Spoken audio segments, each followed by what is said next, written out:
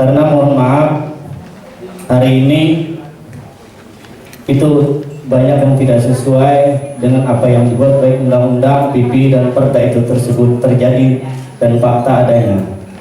Contoh, makanya ulun pertegas ke nomor 3, karena nomor 3 ini menyangkut jika benar-benar serius pelaksanaannya maka tidak akan bermasalah dengan Perda yang 1 dan kedua. Mohon maaf khusus untuk ketiga ini kita luar biasa, ada PKP pertambangan batubara. Mungkin Pak Zul izin ini karena ini konsultasi publik uji, mungkin kalau harapan kan sebenarnya sudah, apakah ada usulan apa semacam pasal ataupun dari itu poin berapa? Pasal apa aja? Jadi gini aja, karena luar biasa perkebunan, pertambangan, perusahaan yang ada di wilayah kita benar-benar pelaksanaannya dalam CSR-nya. Ini tolong dibuat perda khusus atau pasal khusus pelaksanaan sesuai undang-undang bahwa perusahaan yang beroperasi di daerah terkhusus di wilayah itu benar-benar melaksanakan CSR-nya untuk bermanfaat kepada masyarakat sekitar. Tolong ini yang poin utama, karena kalau ini benar-benar dilaksanakan yakin akan membantu nomor 1 dan nomor 2. Karena mohon maaf sekali lagi banyak perusahaan besar kita di sini terutama Arabmen dan sebagainya belum maksimal, terutama perkebunan kelapa sawit. Mohon maaf sebentar, ada 12 CPO di tempat kita, satu refinery terbesar nomor 2 di Indonesia setelah Dumai Riau ada di tempat kita, pabrik dan sebagainya. Nah, kalau benar-benar ini pelaksanaannya diawasi benar-benar untuk daerah dan wilayah sekitar, yakin tidak akan bermasalah dengan nomor 1 dan nomor 2. Mungkin ini, terima kasih. Ya, kita Raperda tentang penyelenggaraan tanggung jawab sosial dan lingkungan kepada perusahaan. Sampai hari ini Pak, kita lihat dari pihak perusahaan belum maksimal mengadakan kerjasama dengan masyarakat di lingkungan.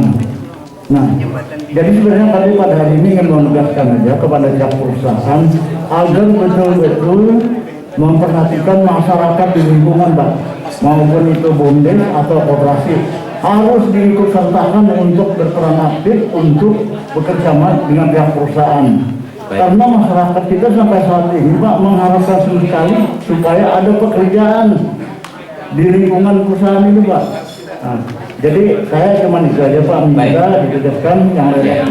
Terima kasih. Di bab peran pemerintah,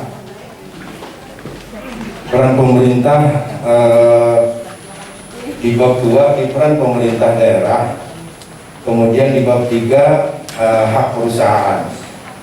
Kami melihatnya di atas pada pasal 6 poin A, B sampai G sudah alhamdulillah bisa, tapi kami memberi saran bahwa ada poin lagi tambahan meminta rencana kegiatan CSR pada tahun pada tahun bersangkutan atau sesudah atau yang akan dilaksanakan. Kenapa?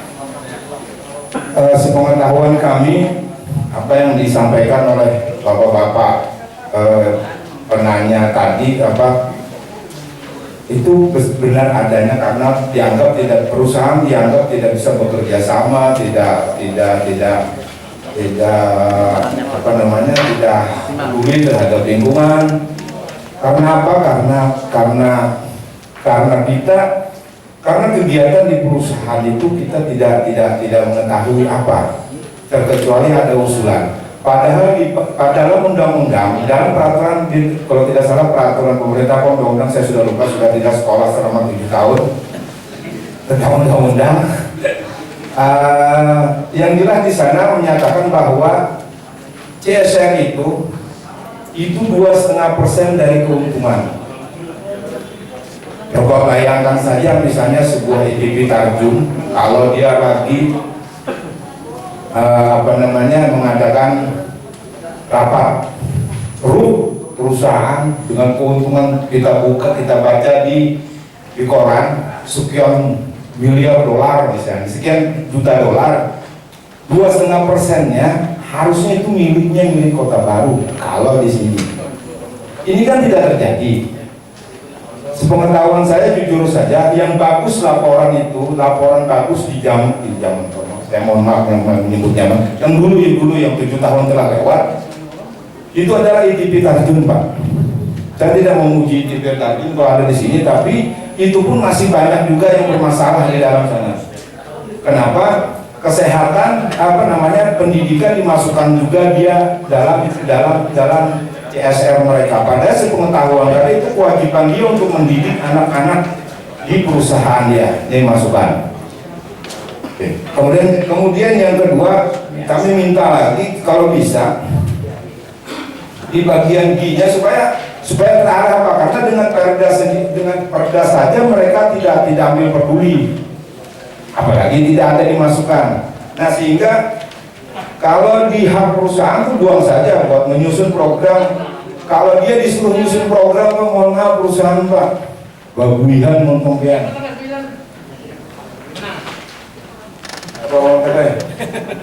Nelpon sini, nelpon. Nelpon.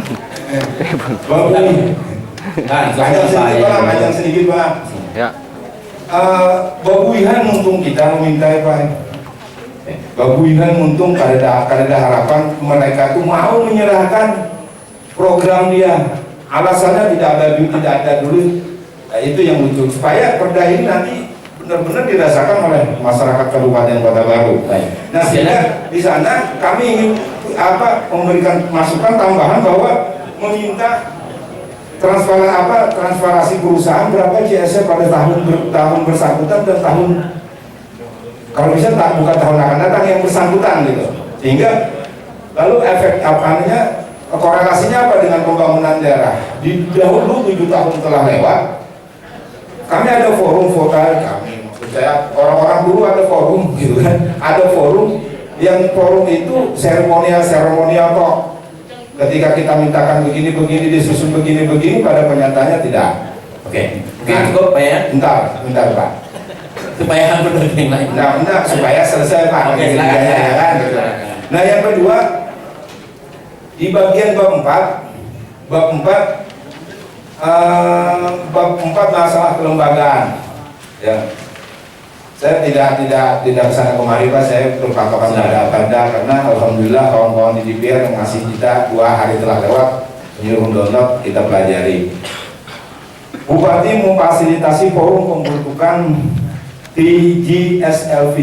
Kalau saya rasa tidak perlu ini, Pak. Yang perlu, Bapak, adalah Pak Bupati menunjuk SKPD untuk menjadi koordinator CSR. Karena di dalam SOTK sepengetahuan ulun dahulu ingat membaca, gitu kan. Tapi ya itu tadi mudah-mudahan ulun salah, gitu kan. Di dalam SOTK, kalau dulu ada pertambangan dan Bapeda yang menangani di CSR ini, kalau tidak salah di SKPD pertambangan, tapi kemudian diambil alih oleh Bapeda. Nah, untuk mensinkronkan ini sebenarnya Bapeda yang ditunjuk untuk mengkoordinir, Pak. Ini pengalaman, Pak. Hanya ulun Bapeda kada bakal, insya Allah. Kalau kita bentuk forum, oke lah forum. Kalau misalnya hantar peramian aja lah ya, ada forum di CSR 3 bulan sekali, bisa duit CSR, ya tidak ada masalah. Tapi yang utama sekali yang kita inginkan pada dulu itu adalah ada kelembagaan daerah, sebuah SKPD itu ada yang penanganan CSR yang full gitu. Jadi itu urusan kami. Kemudian kami masuk ke sekalian barang tiga-tiganya rolah supaya bagus, baik. Ya. Oke, terakhir muntah. Ya rolah. Terakhir bagi. Kamu muntah. Kemudian pada forum fasilitas penyelenggaraan pesantren. Belum dan orang pesantren juga. Tapi kebetulan alhamdulillah ada 2 pesantren yang 25% jalan belum masuk, kemudian ada 0% belum masuk ke dalam ikut dalam kegiatan di pesantrennya. Ya, silahkan. Fokusin dulu Pak, ini karena sudah Yang perlu ditegaskan di sini tidak ada kami membaca di dalam peraturan ini, di dalam rancangan perda ini adalah apa sih pengertian pesantren itu sendiri, Pak? Tidak ada. Jangan sampai bias nanti pesantren yang terjadi di episode masa wayah ini adalah last and the slide. Ya, ini mohon maaf bukan ada manu Pak, tapi menjagakan supaya last and the slide terhadap pesantren ini tidak terjadi. Makanya ini kan yang dimaksud pesantren itu apa sih, gitu kan? Kayak pesantren itu apakah ibtidaiyah? Apakah pesantren itu yang kita biayai itu adalah pesantren yang di sana belajar salafiyah, yang belajar juga ilmu umum, kemudian yang mondok? Karena di dalam sana kita melihat ada fasilitas-fasilitas pesantren, ada fasilitas pesantren yang di cover oleh mereka oleh di sini. Baik, Itu cukup Pak ya? Udah. Belum Pak. Habis ini berjuang. Yang Nah kemudian fasilitas pesantren harus dibatasi Pak. Harus dibatasi apa yang di pesantren, yang ini kan fasilitas bangunannya kah, fasilitas ininya kah, apa pengajarannya kah. Nah kemudian ada di ketentuan umum, saya melihat ketentuan umum karena tadi saya menyebutkan bahwa ada pembatasan pesantren itu. Jangan hati-hati Pak, kalau kita menyetujui perda ini dengan tidak punya batasan, Bapak mohon maaf, Kota Baru ini hampir 200-an tuh Pak pesantren yang namanya pesantren, padahal ibtidaiyah gitu. Yang benar-benar memondokkan orang itu ada beberapa saja. Nah ini yang perlu kita perhatikan. Bukan saya tidak ini dengan ini tidak, tapi habis di daerah ada bakalan Pak kalau cuma 1,2 triliun bagi bayar belanja pegawainya sudah 800 miliar kan, tahu kami gitu kan. Oke. Habis sebentar. Kemudian ada di Bantuan Quran, juga di ketentuan umum, ketentuan lain-lain juga perlu kami sarankan bahwa di sini pemerintah daerah memberikan insentif bagi guru pendidik Al-Quran atau sejenisnya. Apa iya perlu dibahas oleh anggota DPR? Apa iya cuma pengajar Quran saja? Apa iya yang saya sebutkan pesantren tadi yang salafiyah tadi yang kemudian sorenya belajar sekolah umum kemudian dia mondok situ, itu bukan tidak kita kasih insentif gitu kan? Itu perlu diinikan. Kemudian yang selanjutnya adalah mengenai beasiswa. Mengenai beasiswa juga sini tidak ada. Saya melihat bahwa pembatasan atau siapa sih yang berhak menerima beasiswa pesantren ini? Apakah yang kuliah atau orang yang salafi, kuliah salafi, dia melanjutkan apakah itu Hadrul Maut? Kalau di zaman 7 tahun telah lewat kami sudah bisa mencoba tapi tidak diperdakan. Kami ada 2 orang kalau tidak salah di Kota Baru sekolahnya sampai ke Hadrul Maut, ya kan? Apakah ini harus dibatasi Pak? Harus dibatasi. Saya sudah sependapat bahwa tidak lagi. Kalau dia memang berprestasi silahkan kasih, karena walaupun dia mungkin dilihat mampu karena corona ini yang mampu kada mampu lagi dah. Oke, mungkin ini mohon maaf kepanjangan. Saya tidak percaya. Kemudian yang kedua, kalau copy paste sedikit hati-hati, karena di pesantren itu copy paste dari Perda Lehari waktu itu artinya tidak melakukan riset apa. Kemudian yang berikut untuk yang untuk yang saya asikin dari LKBH Kota Baru untuk tanggung jawab sosial. Saya menambahkan harusnya juga dimasukkan ada Permensos nomor 9 2020. Itu paling baru. Kalau Bapak masukkan yang di Perda ini itu sudah ketinggalan. Jadi kajiannya ya lama. Jadi itu ya. Kemudian di Perda Permensos nomor 920 ditegaskan bahwa salah satu kewajiban untuk perusahaan itu memberikan kesempatan kerja seperti yang Bapak tadi sampaikan di ujung. Itu serius. Jadi karena Bapak tidak baca Permensosnya, jadi itu ditinggalkan. Kemudian yang kedua, seperti tadi Bang Yan sampaikan, ada keberanian kita untuk menyatakan PSA kita berapa. Referensi kami hanya Perda Kaltim yang ada 3%. Harusnya Kota Baru juga berani. 2% terlalu kecil. Harusnya 3% dari, karena tidak ada ketentuan. Aturannya tidak ada memang. Tapi keberanian kita untuk menuliskan itu. Kemudian yang beasiswa sedikit banyak. Beasiswa kita ini terlalu luas. Ini nggak tahu studi bandingnya kemana ini. Untuk yang daerah yang APBD-nya 10 triliun atau berapa?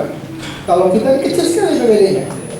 Dengan wilayah yang sangat luas, dengan manusia yang 360 ribu ini, saya pikir impossible in action lah. Jadi tegas-tegas saja, beasiswa yang mau diberikan itu seberapa banyak? Full kah? Setengah kah? Atau bagian-bagian saja? Itu tegaskan dalam Perda ini. Saya tidak membaca itu. Kita memberikan, karena kelulusan Kota Baru ini banyak sekali orang ingin kuliah. Kalau hanya full ya dari rumahnya sampai kuliah, sampai KKN, sampai itu terkelewatan juga. Sementara banyak orang yang membutuhkan, ini perlu kajian lagi.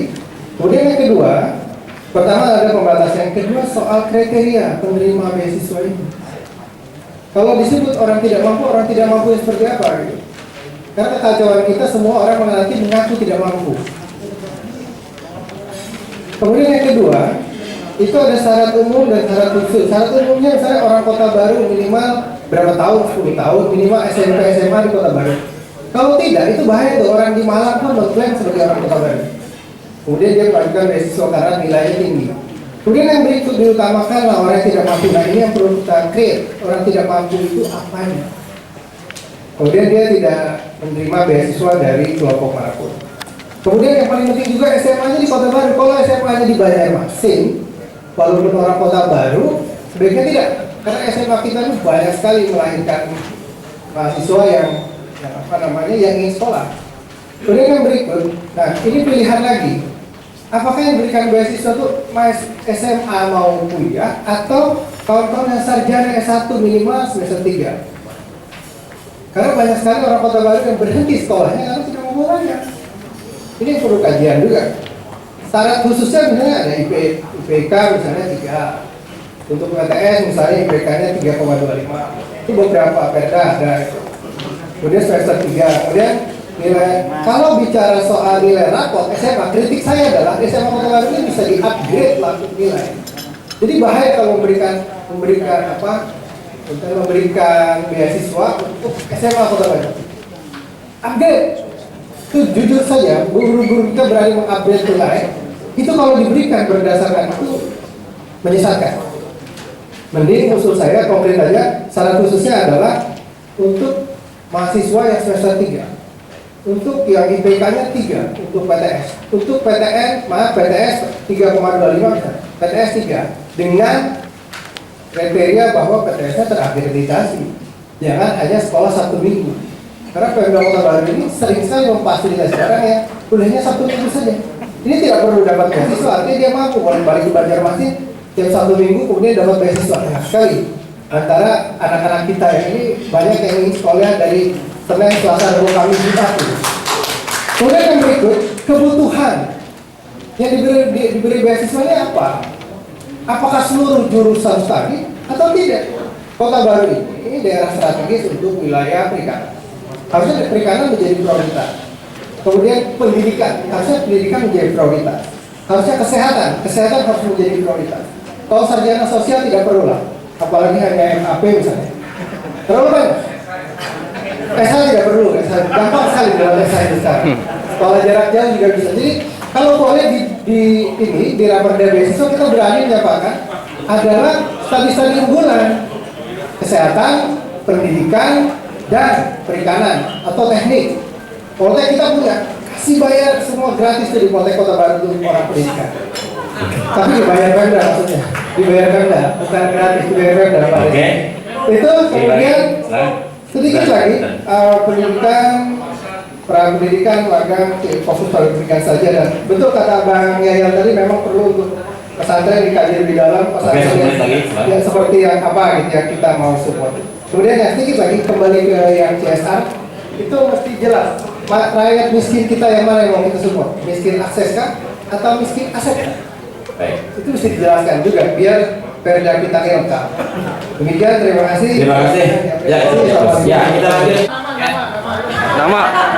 Berapa besar beasiswa yang diberikan pada didik? Pengajar harus diberikan fasilitas yang cukup. Jadi kalau kita membuka fasilitas, kalau gurunya mengajarnya tidak memadai, mungkin tidak bisa akan maju. Yang ketiga, bagaimana anak didik yang tidak mampu, Ya. ya baik fasilitas kebutuhan si anak. Di pengajar orang yang benar-benar punya kemampuan memberikan ilmu pengetahuan yang cukup banyak, cukup yang terkait dengan agama. Berapa jumlah pesantren yang ada di Kota Baru? Kita harus cek dulu itu berapa jumlahnya. Apakah di sini ada hadir kasih Departemen Agama Kabupaten Kota Baru? Kami mendukung apa tersebut dengan pemain masyarakat Kabupaten Kota Baru. Nah, terkait dengan bantuan dana dan beasiswa pendidikan, ini saya rasa DPR sudah melaksanakan, tetapi tidak keterbukaan. Ya, sudah melaksanakan isi beasiswa ini. Tapi mungkin orang-orang dia aja sistem yang melakukan nepotisme masih ada ini. Nah, yang ketiga terkait penyerahan tanggung jawab sosial dari lingkungan perusahaan. Nah, ini perusahaan ini kan sebenarnya kalau dulu waktu zamannya Bupati Sari Mataya kan disetorkan kepada Bapeda. Habis itu sekarang informasi diserahkan kepada perekonomian. Kabut perekonomian. Habis itu dikembalikan lagi ke Bapeda. Nah, kalau kita bicara masalah lingkungan perusahaan ini, dia harus memberikan 2% dari keuntungan. Apakah benar? Oleh karena itu pemerintah daerah DPRD harus menekan kepada perusahaan terkait dengan usahanya, tambang sekian persen, ini sekian persen. Kalau ini tidak dilakukan, maka untuk mempertukarkan terkait dengan pendidikan, saya rasa perusahaan malas dia untuk membantu. Ya. Kenapa? Perusahaan ini kan 2% itu dia akan membuka keuntungan berapa? Dia bohong itu pemerintah Kabupaten Kota Baru berapa keuntungan? Nah, sekarang dia bangun bina lingkungan. Di bina lingkungan itu membangun pendidikan, kesehatan, itu pun tidak transparan. Nah, oleh karena itu dalam kesempatan ini perlu ditindaklanjuti. Terima kasih. Baik. Izin tuannya senior. Ini bawa bapak. Sebetulnya karena waktu terbatas, pertama dulu kami ke perda tentang fasilitas pesantren. Dan sepakat apa yang dikatakan kawan-kawan pertama tadi, ada masukan ini Pak tentang konsideran. Saya tadi dari kemarin baca-baca, mencari dan sebagainya tentang kalau pesantren ini kan kawan-kawan kita pesantren membentuk pesantren ada yayasan Pak, bergabung dalam satu yayasan. Yayasan ini diatur dalam Undang-Undang Nomor 16 2001. Sekarang dirubah dengan Undang-Undang Nomor 8 2014. Oleh karena itu saran mohon dimasukkan dalam prosedur. Karena kawan-kawan di pesantren ini banyak bernaung di yayasan. Apakah itu yayasan sosial, yayasan keagamaan. Karena badan hukum itu ada 3 pilar ya. Pertama, badan hukum yang diakui oleh negara, maka adalah BUMN. BUMN sekarang dipersiapkan Pak, Badan Utang Usaha Negara. Jadi bukan lagi badan usaha negara, badan usaha utang milik negara. Sekarang juga badan usaha utang milik daerah. Sekarang karena banyaknya utang kan. Nah itu yang ada badan hukum yang diakui oleh negara adalah BUMN. Yang kedua, badan hukum yang diakui oleh pemerintah negara adalah perseroan PT. Yang ketiga adalah badan hukum yang diakui pemerintah dalam bentuk sosial apa? Yayasan sosial, yayasan keagamaan. Itu salah satu alasan kami kenapa minta konsideran itu dimasukkan Undang-Undang 28 2014 tentang yayasan. Ini dalam rangka transparansi, banyak beasiswa itu yang distribusikan oleh kawan-kawan kita dari SR, perusahaan-perusahaan itu, yayasan juga tidak diaudit Pak, tidak diaudit mereka. Masuk saja ke rekening mereka, yayasan ini mohon maaf dalam tanda kutip. Ada yayasan terima dana sekian miliar, ada ini jangan sampai nanti jadi fitnah. Ya, oleh karena itu masuk itu diatur nih, dan sampai ini karena ini jadi bola liar apa yang dikatakan oleh mantan ketua DPRD itu jadi bola liar nanti Pak, seolah-olah wah ini ada beasiswa. Nah oleh karena itu kami melakukan kawan-kawan eksekutif mohon juga pengawasan ini Pak, karena perda ini juga saya lihat di hari juga menggelontorkan juga perda yang sama ini Pak. Ya kan, karakternya berbeda tapi mirip-mirip saja perdanya itu. Oleh karena itu mohon pengawasan juga dari kawan-kawan eksekutif nanti kalau rencananya masuk ke eksekutif. Ada rekening-rekening masuk ke yayasan itu, mohon maaf, sekarang kawan-kawan kita itu yayasan, makanya dari pertanyaan kawan-kawan fasilitas pesantren itu mohon dibatasi karena supaya jelas Pak pesantren. Ini waktunya terbatas, saya tidak mau coba dengan membahas itu karena waktu terbatas. Yang kedua, dana beasiswa untuk pendidikan. Jangan sampai nanti melupakan kita Pak. Ada sinkronisasi perda ini nanti dengan kawan-kawan yang beri dana beasiswa. Contoh, ada anak kami, siswa kami atau mahasiswa itu suruh pulang oleh perusahaan, disuruh kurang satu yayasan lembaga ini, mohon maaf, yang kami terima ini persyaratannya demikian. Persyaratannya tidak sesuai sinkronisasi beasiswa yang dikeluarkan suatu lembaga atau yayasan. Ini perda ada Pak, tapi tidak sinkron dengan kebijakan-kebijakan lembaga-lembaga lain, sehingga anak kita itu pulang tidak mendapatkan beasiswa. Ini ada kasus. Oleh karena itu pengaturannya harus jelas. Yang terakhir ini sebenarnya banyak yang kami sampaikan, tapi karena waktu terbatas, ada dana CSR. Bisa temukan ini Pak, dana CSR masuk ke rekening satu tempat, satu desa Pak. Rekening CSR itu besar, dananya itu luar biasa. Masuk ke rekening pribadinya satu oknum kepala desa. Nah ini pengawasan dari eksekutif, dari Bacaman dan sebagainya itu penting itu. Nah itu. Yang terakhir kasus Pak, kasus. Saya kasus dulu, ini kasus ini. Makanya di perda ini kan waktunya terbatas Pak. Makanya kami tidak terlalu panjang lebar. Ada kasus ketika kami dulu zaman kami eksekutif DPRD menganggarkan beasiswa anak-anak kita santri yang pendidikan agama itu lumayan anggarannya sekitar ratusan juta. Silakan pilih apakah nanti pilih ke dalam negeri atau luar negeri.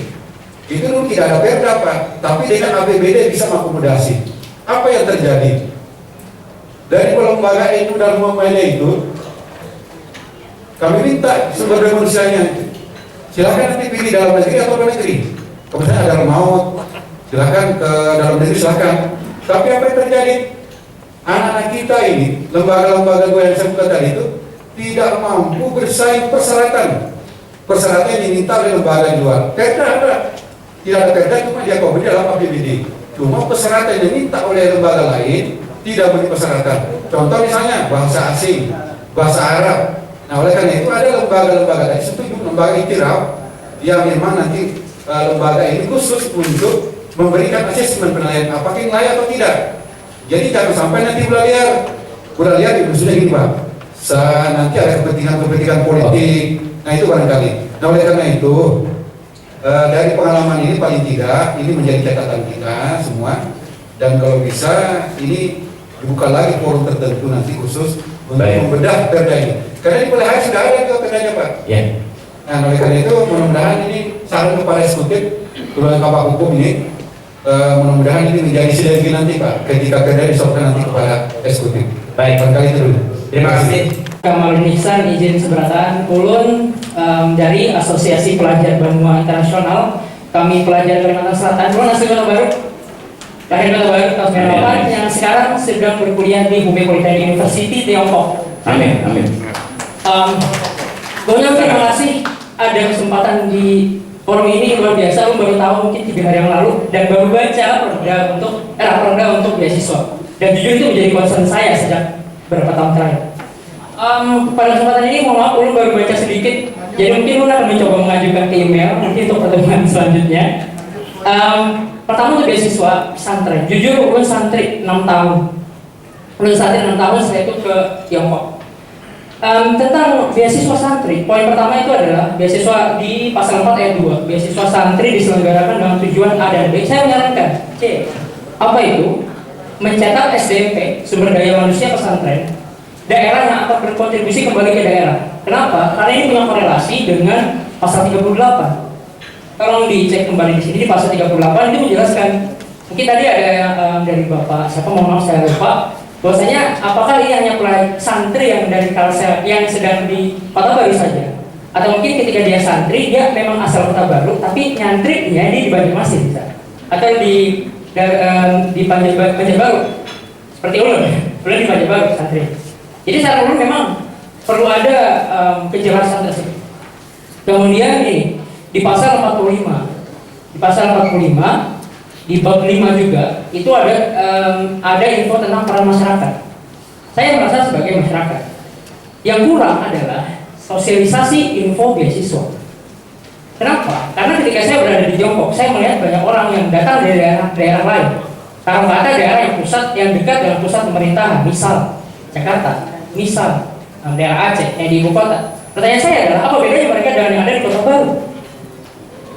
Faktanya memang informasi tersebut jarang sampai. Sekarang tanggung jawab siapa? Apakah semua anak punya inisiatif untuk menjalankan hal tersebut? Apakah semua guru punya inisiatif untuk menjalankan tersebut? Koreksi kalau saya salah. Tapi yang setahu saya, berdasarkan riset saya, itu belum ada. Maka jujur saja Pak, sejak mungkin 1 tahun terakhir, karena saya belum bisa balik ke Tiongkok, saya punya 2 tahun lagi di sana insya Allah. Saya bersosialisasi ke sekolah-sekolah SMA untuk sosialisasi beasiswa. Tapi itu tadi terbatas, karena saya sedang jalan sendiri. Jujur saja di Kota Baru ini ada 1 orang di Taiwan, 1 orang S1 di Jepang, 1 orang Kota Baru S3 di Jepang, 2 orang di Tiongkok. Di Yaman ada 2 orang yang terdaftar, itu asli Kota Baru. Suatu kebanggaan bagi guru sendiri yang asli daerah sini. Amin. Kita beri aplaus untuk penjelasan kita. Oke. Nah, terkait informasi beasiswa, mungkin kakak-kakak di sini ada yang tahu tentang LPDP, Lembaga Pengelola Dana Pendidikan, pasti ya tahu. Di situ ada namanya beasiswa afirmasi. Apa itu beasiswa untuk santri? Nah, beasiswa untuk santri itu ada ketentuannya memang. Tapi apakah semua pesantren tahu itu? Nah, oke, kalau misalkan sudah tahu, alhamdulillah kita puji syukur. Sekarang tinggal pemaksimalannya seperti kata beliau tadi. Bagaimana peran penilai, memberikan asesmen dan lain-lain. Itu untuk poin beasiswa santri dan pesantren. Kemudian untuk beasiswa bantuan dana dan beasiswa pendidikan ini saya sedikit aja, mohon maaf kalau agak panjang dikit. Pertama ada beberapa typo sebenarnya ya, di perda di pasal 4 itu tulisannya motivasi, harusnya motivasi. Kemudian di penjelasan bab 1 umum baris keempat harusnya sustainable, bukan pokoknya ada sedikit typo di sana. Oke, pasal 1 ayat 14 tentang tugas belajar PNS. Nah, ini saya sebenarnya setuju Pak. Saya sebenarnya punya rencana. Di Jepang itu guru SD jenjang pendidikan yang mohon maaf itu memang berjenjang yang lumayan tinggi. Tapi saya bukan mau mengambil contoh ke sana, hanya saja menurut saya kalau bercita-cita itu mesti tinggi. Sama seperti cita-cita pada dasarnya. Yang mencerdaskan bangsa, mencetak kedamaian, keabadian dan lain-lain. Nah, cuman kalau saya mengambil sedikit contoh dari Jawa Barat itu menjadi sister city of Chongqing. Saya gini, Kota Baru punya relasi yang luar biasa. Saya yakin Kota Baru punya relasi yang biasa dengan SDM yang ada di dalamnya, baik pelajarnya maupun akademisinya maupun praktisinya. Juga ya, daerah-daerah lain yang punya kapabilitas untuk menjadi rekan kemajuan dari daerah tersebut. Tidak mesti berbanyak. Yang gratis saja, dengan memanfaatkan relasi tersebut. Dan win-win solution, apple to apple. Kemudian 1 menit lagi, silakan. Ya, pasal 4 poin F di situ disebutkan tentang menghasilkan pasal 4 ayat E poin F menghasilkan sumber daya manusia di daerah yang mandiri dan mampu berperan dalam memutus rantai kemiskinan. Saya izin saran menambahkan dan kebodohan. Kenapa? Karena banyak orang miskin pintar. Vice versa, begitupun kebalikannya. Kemiskinan itu bisa ditahan dengan dana, tapi kebodohan tidak. Ya. Koreksi kalau saya salah. Oke. Nah, makanya kenapa saya kebodohan di sini, mohon maaf, bukan hanya kebodohan kognitif, bukan hanya kebodohan pola pikir, tapi juga pola hati, takwa, akhlak, dan lain-lain. Kemudian, oke, ini sama tadi dengan saran saya tadi tentang peran masyarakat. Tolong ditambahkan ayat tentang kalau bisa dari pemerintah yang mencari bahkan atau mensosialisasikan info beasiswa.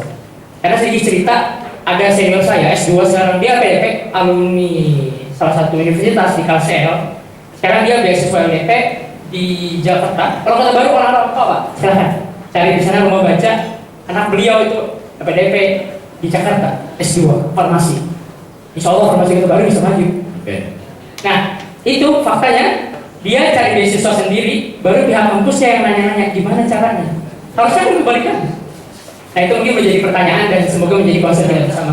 Mohon maaf kalau ada salah kata. Wassalamualaikum warahmatullahi wabarakatuh. Yang dibangun oleh masyarakat namanya madrasah.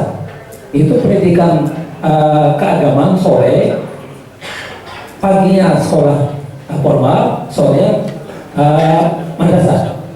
Apakah ini juga bisa dikategorikan termasuk setara dalam pesantren? Ini yang perlu kita perhatikan. Dan kebanyakan di daerah kita sampai di desa-desa itu yang banyak pula madrasah, pendidikan madrasah. Dan ini sangat membantu masyarakat, siswa-siswa kita itu belajar agama. Karena kita tahu pendidikan agama di sekolah formal itu sangat minim. Sehingga yang perlu menjadi perhatian kita. Dan rasanya ini tidak terlalu banyak pembiayaannya. Karena ini cikal bakal untuk pengembangan agama bagi pelajar kita, bagi siswa kita untuk menjadikan masyarakat kita yang berakhlak mulia. Ini yang mungkin sinkron, bahasanya antara kontrak penumpang. Jadi poin yang pertama yang perlu sampaikan itu pasal 2 masalah perda beasiswa. Itu di poin B itu transparan. Kalau bisa ditambahin Pak, kemudahan di segi aksesnya. Tambahan. Karena banyak aksesnya ya. Tidak info gitu. Karena banyak terkendala di situ. Itu yang poin B, yang pasal 2 terus pasal 13 masalah seleksi uji seleksi. Poin B juga kalau seleksi yang ditentukan oleh pemerintah daerah. Nah kalau ini menurut saya ulun yang ada tapi paham dengan masalah perda, artinya ini tidak penting karena ini di sini ada unsur titipan. Ada titipan, kenapa? Karena yang namanya titipan, tesnya bagus, belum tentu lulus karena titipan. Karena banyak Pak, program-program yang dari kementerian itu banyak, cuma tidak transparan. Yang ada hanya orang-orang dia tadi bilang Pak siapa tadi?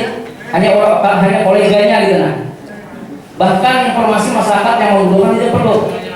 Nah tambahan masalah PNS itu kalau perlu tidak usah di beasiswa kan begaji sudah Pak. Begaji sudah itu poin yang masalah beasiswa ini poin pentingnya Pak. Yang penting Pak transparansi. Dalam artian kita tidak perlu orang-orang contoh oknum ini dari dinas ini oknum Pak. Nah ini yang lulus. Nah itu perlu disebarkan di bahasa sekarang zamannya milenial. Otomatis gebrakannya pun yang milenial juga gitu. Karena zaman sosmed kan, jangan empat mata jangan, kalau perlu 2 mata. Nah jadi itu masalah beasiswa. Yang penting masalah PNS kalau bisa diadakan harus sudah gaji. Itu masalah beasiswa. Terus masalah perda nomor 3 itu masalah tanggung jawab sosial perusahaan.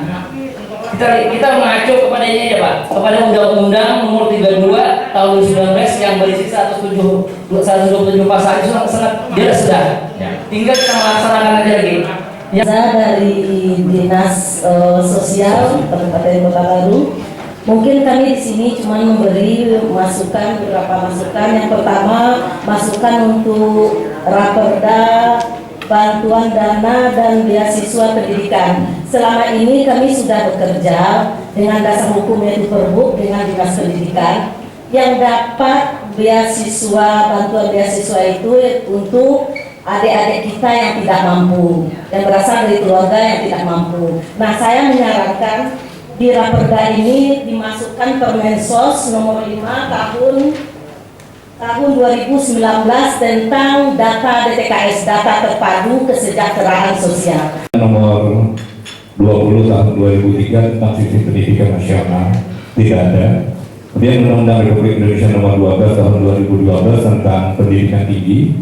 Kemudian Peraturan Pemerintah nomor 14 tahun 2014 dan Peraturan Pemerintah nomor 48 tahun 2008 tentang pendanaan pendidikan. Itu tidak ada sama sekali dalam raperda bantuan dan beasiswa pendidikan. Jadi dasarnya kemana gitu, itu yang kenapa kami mohon itu dimasukkan. Kemudian di dalam draft ini kita tidak melihat secara langsung siapa yang menjadi SKPD pelaksana. Apakah Dinas Pendidikan, apakah BKD, apakah Biro Kesra, apakah Dinas Sosial. Kemudian akses keberlanjutan. Keberlanjutan di situ angkatan pertamanya bagaimana, angkatan kedua, angkatan ketiga, dan berapa lama kira-kira ini. Baik itu yang untuk D2, D3 sarjana maupun pasca sarjana. Kemudian presentasi masing-masing yang untuk pelajar berapa, mahasiswa berapa, santri berapa, PNS berapa. Tadi ada usulan dari Om Herpani katanya PNS memang ditiadakan aja di dalam beasiswa. Persidangan beasiswa PNS nggak perlu, karena itu tugas belajar khusus. Dan itu diharapkan sesuai kebutuhan. Jangan MAP menjurut, mampu PNS bukan ulama rendahkan itu kata. Tetapi harapannya benar-benar sesuai teknis. Momennya kita mengirim Dinas Perikanan, orang ahli S2 Perikanan kita, dari Dinas Perikanan, Dinas Pertanian kita memang ke Dinas S2 Pertanian. Harapannya seperti itu, walaupun biar semuanya adalah ahli pemerintahan magister administrasi publiknya. Kemudian ada 7 pergub nanti di dalam perda ini, karena perda ini yang kami catat ada 7 pergub yang untuk beasiswa pendidikan. Siapa yang mengawal itu nanti?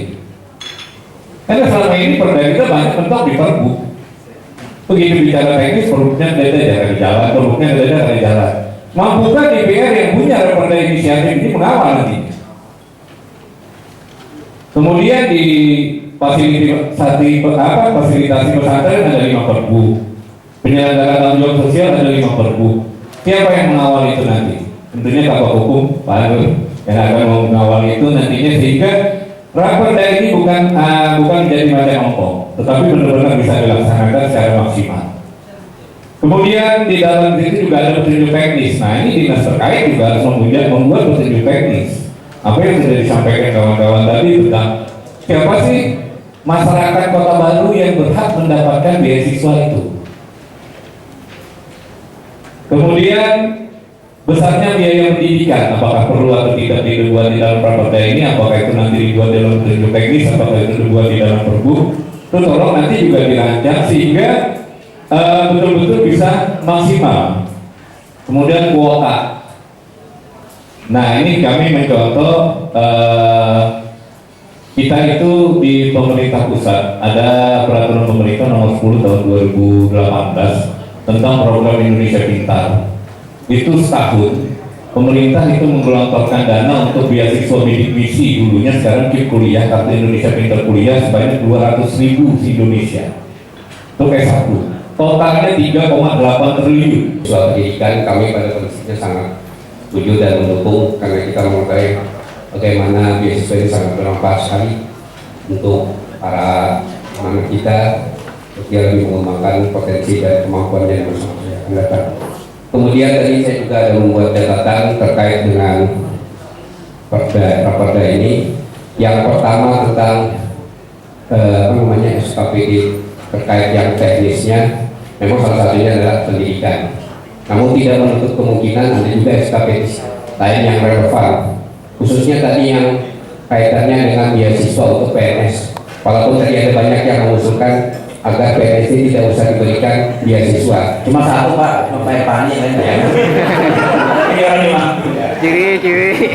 Kalau menurut sebenarnya Pak ini PNS juga perlu juga diberikan beasiswa, namun dengan ketentuan dan syarat yang sangat ketat untuk mereka meningkatkan motivasinya bekerja itu.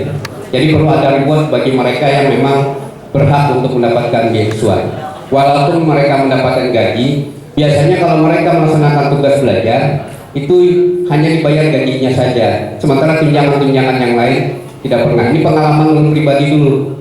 Jadi itu Pak. Jadi PNS memang perlu juga diberikan sehingga nanti, tetapi dengan syarat sesuai dengan profesionalismenya. Yang pertama. Hanya saja yang kita ketahui di sini, kalau untuk pemberian beasiswa untuk PNS itu SKPD-nya yang paling tepat itu yang menangani adalah yang berkaitan dengan kepegawaian. Nah, kemudian yang secara umum untuk beasiswa karena adanya perubahan sistem pengelolaan program dan anggaran dari SIMDA ke SIPD ini juga patut diperhatikan Pak, sehingga nanti tidak terkendala pada saat kita memasukkan program dan kegiatannya. Ini saja maksudnya agak langka Pak. Alumni Darussalam di kota ratusan orangnya. Nah itu bukan angka, langka tuh Pak, honornya kalau diperhatikan lah honornya. Coba kalau diinformasikan siapa hendak jadi guru ya kalau dalam di pesantren itu jenisnya ini loh honornya kan sebulan 10 juta laju bener Pak. Hah? Itu bujur ini alumni Darussalam loh, di Kota Baru loh, di Kota Baru. Nah itu, nah sepuin yang kedua tadi yang ada di Siki saya pesantren Ramadan itu kan ada juga honornya perinyang-nyang ternyolong Pak. Tolong diperhatikan juga aja sampai kapan supaya sampai apa? Lu jawab lu penyelenggara tidak jurusan lain. Ya terima kasih Politeknik Kota Baru. Saya ingin membahas ada dua raperda Pak. Yang pertama raperda bantuan dana dan beasiswa pendidikan. Yang kemudian yang kedua adalah tentang penyelenggaraan tanggung jawab sosial dan lingkungan perusahaan. Yang pertama soal raperda bantuan dana dan beasiswa pendidikan. Tadi sudah disinggung sama Pak Umardani, ada di pasal 1 ayat 9. Bantuan dana itu ternyata sumber daya keuangan yang disediakan, bukan program bantuan. Sementara di perdanya disebut bantuan dana dan beasiswa pendidikan, seolah-olah ada dua program, tapi di dalamnya itu tidak disebutkan. Nah, apakah ini memang kesalahan penulisan atau ketinggalan tentang bantuan dana? Karena bantuan dana dan beasiswa itu dua hal yang berbeda. Beasiswa pendidikan itu input keseluruhan tadi sudah disebutkan rinciannya di dalam perda, mulai dari biaya kuliah sampai lulus, termasuk biaya hidup. Kemudian kalau bantuan dana berarti ada dana yang tidak di-cover oleh beasiswa atau tidak ada yang diberikan kepada masyarakat, tapi bisa dibantu oleh pemerintah. Tadi contoh KIP kuliah tadi yang disinggung oleh Pak Roni. Kalsel Pak 2 tahun terakhir karena mungkin ketua LLDT perguruan tinggi itu dari Kota Baru sehingga kuotanya diperbanyak Pak. Politeknik2 tahun yang lalu dapat 20, tahun ini dapat 50. Berharapnya tahun ini 2 kali lipat. Ternyata ada kebijakan baru yang membatasi jumlahnya turun drastis Pak.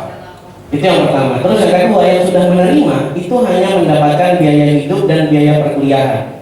Sejak dulu waktu namanya masih bidik misi itu ditawarkan ke masyarakat saja masih banyak yang tidak mau, padahal sudah ada biaya hidup. Ternyata biaya hidup di Kota Baru itu tidak bisa di-cover dengan 700.000 per bulan. Nah harusnya dana yang tidak bisa di-cover oleh pemerintah ini bisa dibantu oleh pemerintah daerah. Sehingga tadi apa yang disampaikan oleh Bang Sigit, sanggupkah pemerintah menanggung seluruh biaya 55 juta per orang per mahasiswa? Belum lagi kuotanya berapa? Nah daripada berandai-andai, mending pemerintah daerah berkolaborasi dengan program pemerintah pusat sehingga masih akan lebih banyak yang dapat menerima.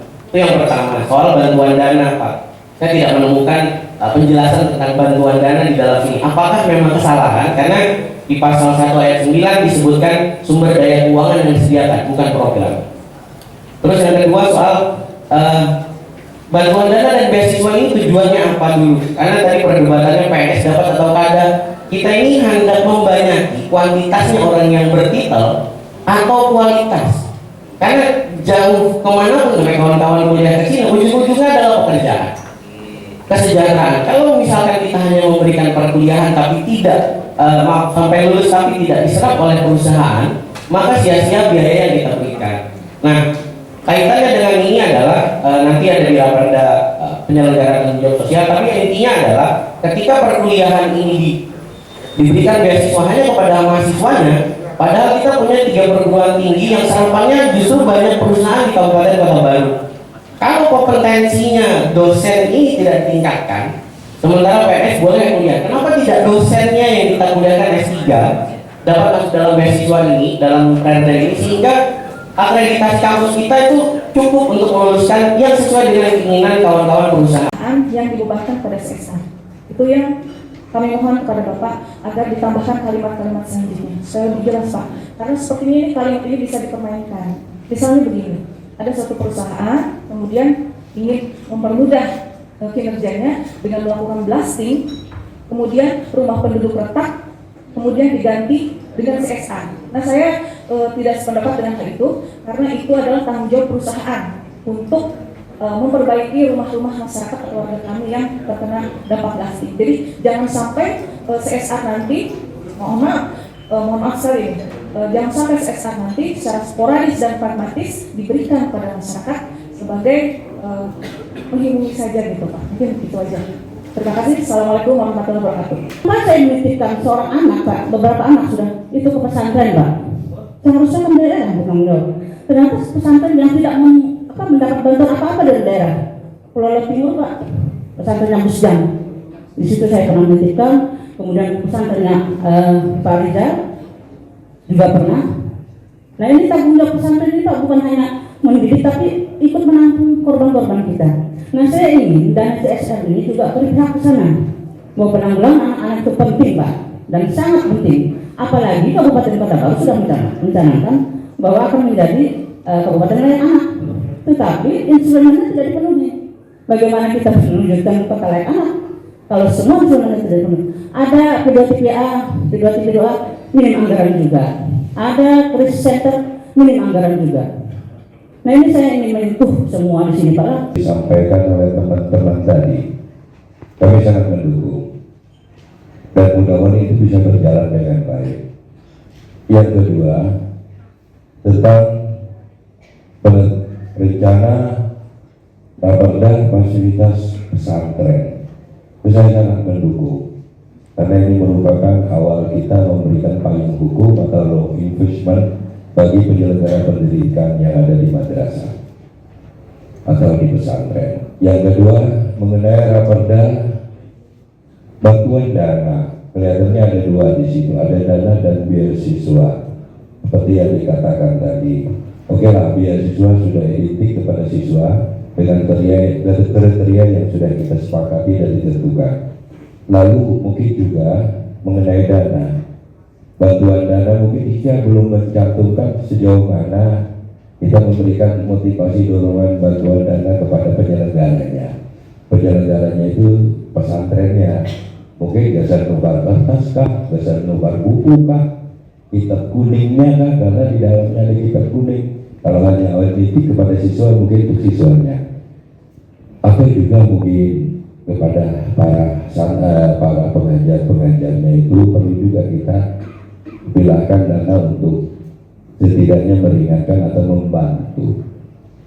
Kemudian yang raperda yang ketiga, penyelenggaraan tanggung jawab sosial dalam lingkungan perusahaan. Saya rasa tahun yang lalu, bahkan selama 12 tahun saya di Pelumpang Utara itu tahu persis bagaimana berhadapan dengan perusahaan. Kadang enak ya, kadang sulit. Tapi ya itulah kita sebagai tadi dikatakan di Ibu tadi, kita orang pintar semua, bagaimana kita melakukan pendekatan. Hari ini kita membuat rambu, membuat rencana ini. Tentunya nanti pihak perusahaan yang hadir di sini akan mempelajari dan mengimplementasikan apa yang jadi rambu ini ke dalam anggaran mereka. Tapi saya berharap kalau bisa, karena ini menyangkut tentang